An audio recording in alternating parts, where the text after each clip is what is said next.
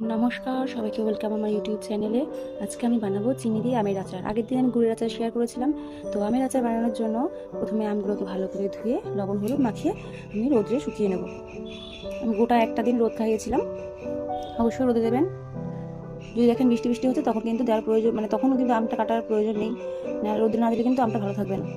তো এবার জিরা, মৌরি, গোটা ধনে আর গোটা শুকনো লঙ্কা এগুলোকে আমি শুকনো কড়াই ভেজে গুঁড়ো করে নিয়েছি। এরপর আমি আমগুলোকে সেদ্ধ করে জলটা ছেঁকে নেব। এরপর ওভেনের উপর কড়াইটা দিয়ে দিলে, কড়াই গরম হয়ে গেলে পরিমাণ মতো সরষের তেল দিয়ে দেব। সেদ্ধ করা আমগুলো এর মধ্যে দিয়ে দিলাম। পরিমাণ মতো চিনি দিয়ে ভালো করে এটাকে মিশিয়ে নেব। তারপর অল্প একটু জল দিয়ে ভালো করে নাড়াচাড়া করে নেব। আমার এখানে চিনির পরিমাণ কম হয়ে গিয়েছিল, তাই আরও একটু চিনি যোগ করলাম। পরিমাণ মতো লবণও দিয়ে নিলাম।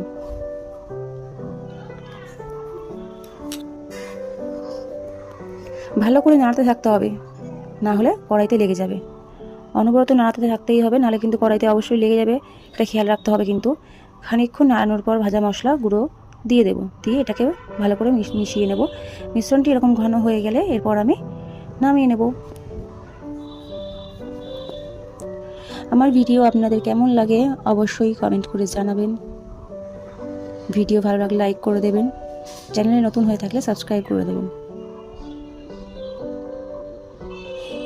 এরপর এই আচার আমি কাচের জারে ভরে রৌদ্রে দিয়ে দেব। সবশেষে রৌদ্রে দিতেই হবে। আচার এমনই জিনিস, রৌদ্রে দিতেই হয়। আমার ভিডিও আজকে এই পর্যন্ত। দেখা হচ্ছে পরের ভিডিওতে। ধন্যবাদ।